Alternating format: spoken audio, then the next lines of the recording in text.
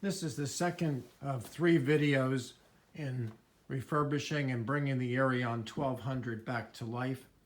On the first video, we concentrated on removing the mech and getting it lubricated and be sure that it cycled without any obstruction. I did want to mention one further switch in the modified circuitry that we created here. Remember, we had 3 switches: the cutoff switch, the single pole double throw switch underneath the turntable, and then there's a backdoor switch to reject. So 3 of those switches apply to the changer motor, and 1 of the switches applies to the turntable motor. There is a 4th switch that's required in the circuit that we didn't really change. It's called S402, and it's on the bottom of the machine down here. And it's like the carryover continuation switch. It's a roller switch. During the cycle, it's closed, but then at the end of the cycle, when the record goes back to the home position, it opens and shuts off the circuit. It's needed because the switch that actually turns on the cycle, which is the selector coil, when a record is selected, the coil is depressed, and then when the changer motor comes down on top of it, it hammers it back into place, and that would normally stop the changer in its tracks. So we need that switch 402, which is left alone, and be sure that those 2 wires form a continuity loop so that the mechanism can complete its cycle. There's a changer motor plug and a turntable plug I put on the mech, and then this will plug into plug J270 on top of the junction box. This was originally a plug that was used off of E206 relay in the junction box, which is still true, but at that time it also powered the automatic lights that were popular back in the day. Originally, the machine in the bar or wherever just had a light on to the selector area. If you wanted to see all the pretty animation, you had to fork up a nickel, and then you were on your way. Now, most homeowners aren't going to be interested in that, so we leave the light switch on manual so that they all come on. But I did wanted to make that mention that for historic purposes.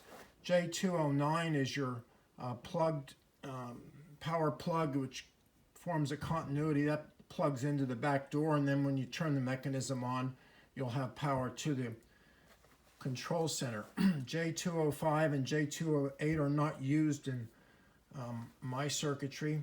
J202 is the Jones plug that comes up from the mechanism. J201 is the Jones plug that comes down from the selector buttons. J204 is not used, as it's a wall box. J207 is where I plug in the lights, and that cord also goes to the back door for the manual lighting. J206 is your amplifier. J211 is the make selection light, and J203 is your plug from the credit unit accumulator. But remember, if you're on free play, really you can just jumper pins 5 and 6, and that will create the circuit needed to have free play. The only problem with the free play circuit would be that you can't push a button down and then keep it down for any period of time. You have to push a button and release it, or you could burn out your selector coil. I wanted to the manual is important. The schematic they give you is a functional schematic, but again, E207 is not utilized. Those switches are put on the mechanism, and everything operates through relay 206 and its contacts. Now I want to speak just briefly about the amplifier. These amplifiers sound extremely good. They have good tone quality. They had an automatic volume control circuitry in the lower quadrant here that was removed in most of these machines. so it can be ignored.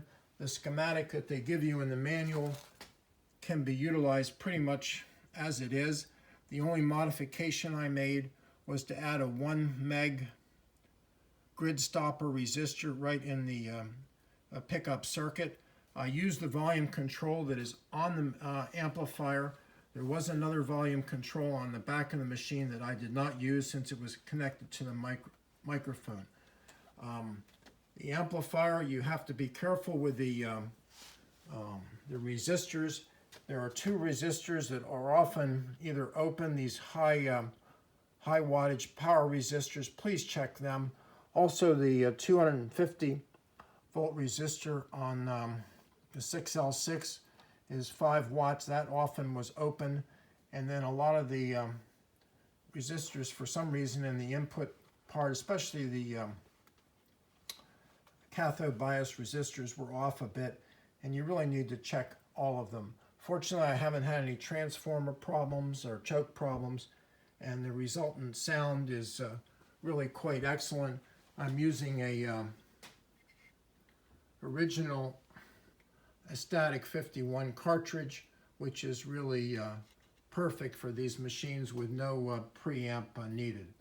Okay, that's about it for volume 2 or video 2. Video 3 will go over the cabinet refurbishing and the issues you have with the cabinet and other loose ends. Thank you very much.